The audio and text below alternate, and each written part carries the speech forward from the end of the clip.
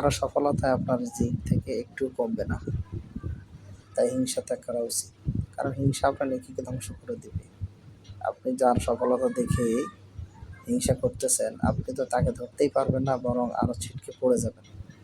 এই জন্য তাকে ঈর্ষা করুন। আল্লাহ, আপনি এটা বলবেন যে আল্লাহ তুমি তাকে দিয়েছো, আমাকেও দাও। তাহলে আপনি হয়তো তাকে ধরার চেষ্টা করেছেন, হয়তো তার থেকে বেশি রিজিক আল্লাহ আপনাকে দিতে পারে। আর যদি তাকে ধ্বংস করার চিন্তা করেন, তাহলে তাকে তো ধরতে পারবেনই না, বরং আপনি ছিটকে আরো নিচে পড়ে যাবেন। অর্থাৎ আপনার বর্তমান যেই রিজিক রয়েছে এটা তার থেকেও কমে যাবে। আল্লাহ তাআলা আমাদেরকে হিংসা থেকে হেফাজত দান করুন।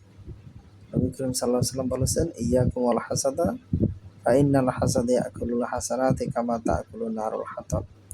তোমরা হিংসা হইতে দূরে থাকো, কারণ হিংসা নেকিকে ধ্বংস করিয়া দেয়, যেমন আগুন শুকনা কাঠকে।